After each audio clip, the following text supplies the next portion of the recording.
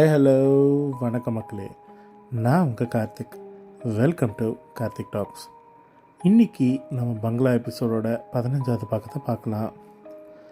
கல்லறையிலிருந்து அவர்கள் நின்றபோது உள்ளே இருந்து எந்த சப்தமும் வரவில்லை. நிலா வெளிச்சத்தில் எல்லா கல்லறைகளும் நன்றாக தெரிந்தன. ஒவ்வொரு கல்லறையின் தலைமாட்டில் உள்ள சிறிய கல் பதிப்பில் இறந்தவர்களின் பெயர், இறந்த தேதி போன்ற விவரங்கள் குறிப்பிடப்பட்டிருந்தன.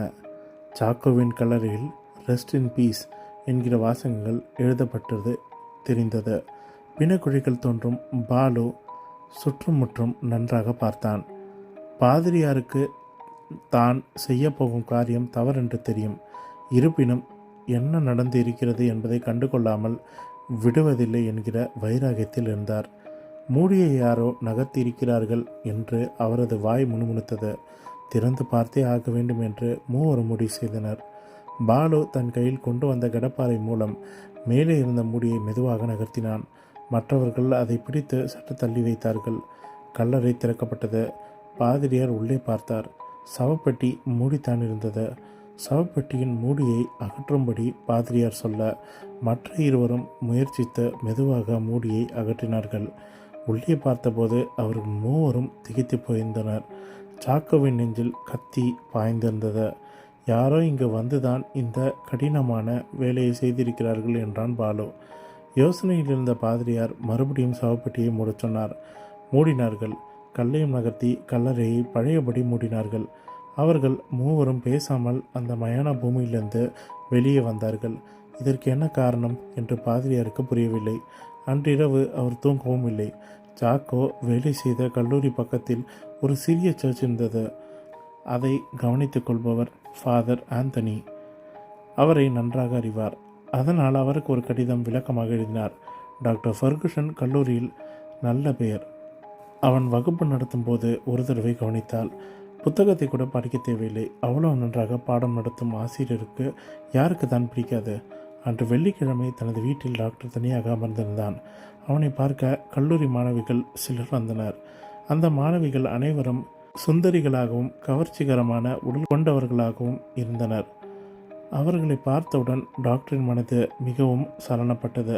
எல்லோருக்கும் 21 வயது மேற்படாதவர்கள். எங்கே எல்லாரும் இவ்வளோ தூரம் வந்திருக்கீங்க? டாக்டரை பரீட்சித்து பார்க்க வந்திருக்கிறோம் என்றால் ஒருத்தி. என்னையா பரிசோதித்து விரும்புறீங்க? எப்படி சோதிக்க ஆசைப்படுறீங்க என்றான் டாக்டர். எல்லோரையும் தரையில் அமர வைத்தான். பிறகு எல்லோர் மீதும் தன் பார்வையை உழவு விட்டான் டாக்டர். வெறி கொண்ட ஓனாயின் பார்வை அது. விருந்தினர்களின் மிகவும் அழகாக இருந்தவள் தெரீசா என்னும் பெண்.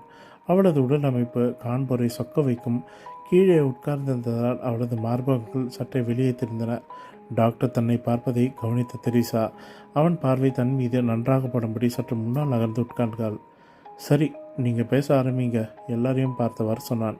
நீங்கள் கல்லூரியில் போதிக்கும் முறை மிகவும் பிரமாதமாக இருக்குது என்று எல்லோரும் சொல்கிறார்கள் என்றாள் தெரீசா. நீங்கள் சரித்திரத்தில் வரும் போர்க்காட்சிகளை பற்றி விவரிக்கும்போது அதை நேரில் பார்த்து போய் பங்கெடுத்து கொண்டது போலவே சொல்கிறீர்கள். அதனால் எல்லோருக்கும் அது விளங்குகிறது என்றால் இன்னொருத்தி. இதையெல்லாம் கேட்கும்போது தனக்கு வயது குறைந்து 30 வயது வாலிபனை மாறிவிட்டதாக டாக்டர் உணர்ந்தான். சில பெண்கள் ஐரோப்பிய சரித்திரத்தில் உள்ள சந்தேகங்களை கேட்க அதை டாக்டர் மெதுவாக நிவர்த்தி செய்கிறான். இடையிடையே தெரீசாவை கிண்டழைத்து கொண்டே இருக்கிறாள். பரீட்சைக்கு வரும் கேள்விகளுக்கு பற்றி சிலர் கேட்க அவற்றை டாக்டர் சொல்ல அவர்கள் எழுதி கொண்டார்கள். பிரெஞ்சு புரட்சி, சிலுவை போர் முதலியவை எப்படி நடந்தன, இதை சொல்லிவிட்டு அதற்கு விடயம் சொல்கிறான். தொடர்ந்து நீங்கள் பாஸ் செய்த பிறகு எனக்கு என்ன தருவீர்கள் என்று டாக்டர் கிண்டலாக கேட்க, நீங்கள் சொல்லும் இந்த கேள்விகள் பரீட்சைக்கு வந்து அதில் நாங்கள் பாஸ் செய்த பிறகு பேச வேண்டிய பேச்சு இது என்று சொல்கிறாள் ஒரு பெண்.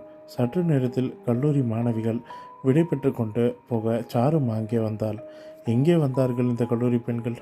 பரீட்சை கேள்வித்தாளை கேட்டுக்கொண்டு அவர்கள் இங்கே வந்திருந்தார்கள். நானும் சொன்னேன், 10 கேள்விகள் இருக்கும். நிச்சயம் அவை கேள்வித்தாளில் இருக்கும். நீங்கள் சொன்னால் அவை நிச்சயமாக இருக்கும். நடக்கட்டும், பார்க்கலாம். அன்றிரவு சாரம்மா டாக்டருடன் தான் தங்கினாள். தொடர்ந்து அவளுக்கு சக்தி அதிகமாகிக் கொண்டு வந்தன. டாக்டருக்கு தெரிந்தது, இதே அளவில் போனால் அவளுக்கு தன்னை விட சக்தி அதிகமாகிவிடும் என்று டாக்டர் புரிந்து கொண்டான். திங்கட்கிழமை மாலை கல்லூரி மாணவி தெரீசா டாக்டரை தேடிக்கொண்டு வந்தாள். கேட்டுக்குள் நுழைய போகும்போது அவள் மிகவும் மகிழ்ச்சியாக இருந்தாள். என்ன தெரீசா, இவ்வளோ மகிழ்ச்சியாக இருக்கிறாய்?